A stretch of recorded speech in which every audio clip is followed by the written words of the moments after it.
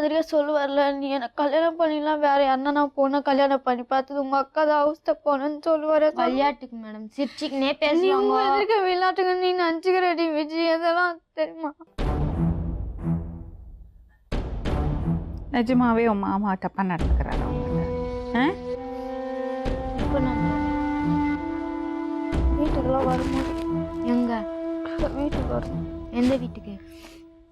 அந்த வீட்டுக்கு வரும்போது எல்லாரும் எதிர்க்குமா? நின்னா இப்போ இங்கே பிடிச்சி இது பண்ணுவார். அது என்கிட்ட சொன்னோம்ல, ஏன் சொல்ல? ஏன் சொல்ல? அந்த மாரிலாம் விளையாடவே மாட்டார் மேடம். போய் சொல்லுவாளா? ஆமாம் மேடம், எல்லாம் சொல்லி குத்தி என்கிட்ட ஒரு வாரம் வீட்டுக்கு வந்தாங்க 2-3 வாட்டி. என்கிட்ட பேசவே உள்ள. யாரு? இவங்க அம்மா, எங்கள் ஆயா, எல்லாருமே. இவங்க தண்ணி தூக்கின்னு போனால் இவங்க தண்ணி தூக்கின்னு பின்னாடியே ஒரு ஆள் எங்கே என்கிட்ட பேசிட போகிறாங்கோ சொல்லிட்டு என்கிட்ட சொல்கிற போகிறாங்கோ அப்படி சொல்லிட்டு. அவள் சின்ன குழந்தை, நான் போய் சொல்லுவாளா? அவங்க சொல்லி கொடுக்குறாங்க. கேளு அவள்கிட்ட. இல்லடி, நீ நம்ப மாட்டேடி என்ன. அதனால தான் உன்கிட்ட நான் எதுவுமே சொல்ல மாட்டேன். அந்த மாரிலாம் பண்ண மாட்டார் மேடம். உன் நம்பிக்கை வீணா போகக்கூடாதுன்னு தாம்மா எனக்கும் ஆசை. வீணா போவாது மேடம், உண்மையாக தான் சொல்கிறேனே. அந்த பொண்ணு அப்படியேம்மா சொல்கிறா. போ, அவங்க எப்படி சொன்னாங்க? அவங்கள விடு, அதை பற்றி எனக்கு கவலை இல்லை. இந்த பொண்ணை பற்றி தான் எனக்கு கவலை. அப்புறம் ஏன் மேடம் என்கிட்ட வரணும் சொல்லுங்க? அதுக்கு பதில் சொல்லு. ஏன் என்கிட்ட வரணும்? எங்கள் வீட்டுக்காரர் தான் அதுமாரி பண்ணுறாருல, ஏன் என்கிட்ட வரணும்? அதுக்கு பதில் சொல்லு. ஏன் எங்கள் வீட்டுக்காரர்கிட்ட போய் அழுகணும்? அப்படி அழுதாளா? அழுதியா? நீ சொல்லுவதானே நான் மாமா கிட்ட சொன்னேன். சொல்லினே ஏன் அழுத சொல்லு. அது நீ சொல்லாமல் இருந்திருக்கலாம்ல. நான் சொல்லவே இல்லையே மாமா கிட்ட, நீ சொல்லுவதானே நான் சொன்னேன்.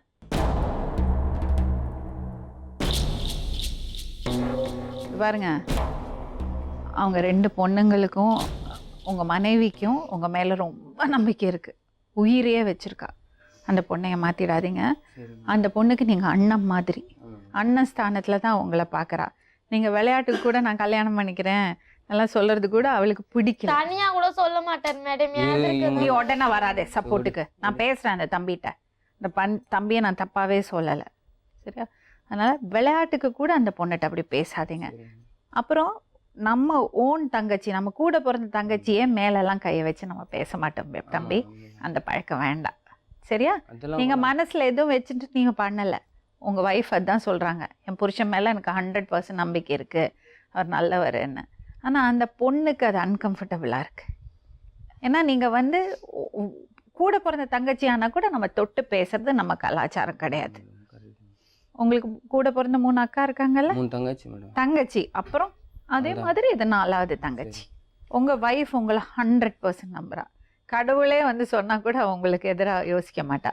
அதை நல்லா வச்சு பார்த்துங்க. 3 பசங்க இருக்காங்க, நல்லா பார்த்துங்க. ஓகே? சரிங்க மேடம். இது பாரு, யார் இருந்தாலும் மேலே கையை வைக்க விடாது. அது உனக்கு பிடிக்கலன்னா பிடிக்கல சொல்லு. புதினா போண்டா தேவையான பொருட்கள்: புதினா 1 கட்டு, பாசிப்பருப்பு 100 கிராம், துவரம் பருப்பு 50 கிராம், உளுத்தம் பருப்பு 2 தேக்கரண்டி, கடலை பருப்பு 2 தேக்கரண்டி, பச்சை மிளகாய் 2, இஞ்சி சிறு துண்டு, தேங்காய் துருவல் 1 கப், சீரகம் 1 தேக்கரண்டி, எண்ணெய் தேவையான அளவு, உப்பு தேவையான அளவு.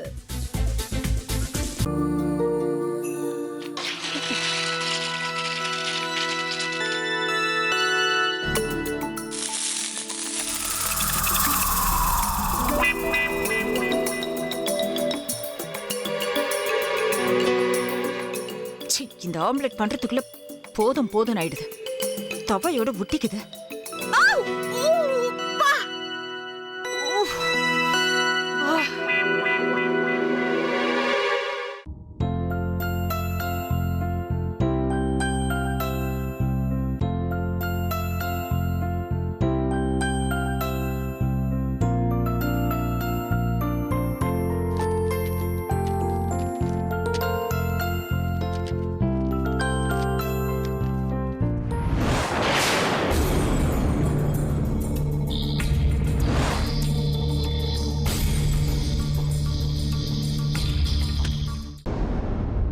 அமிர்தா இப்ப என்ன பண்ணிக்கிட்டு இருப்பாங்க? நாளைக்கு எல்லாரும் சேர்ந்து அவங்க வீட்டுல பொண்ணு கேட்கறதுக்காக போறோம். என்ன மாதிரி அவங்களும் ரொம்ப எக்ஸைட்டா இருப்பாங்களோ? அதான் ஃபோன் நம்பர் இருக்கே, ஃபோன் பண்ணி கேட்டுடலாம்.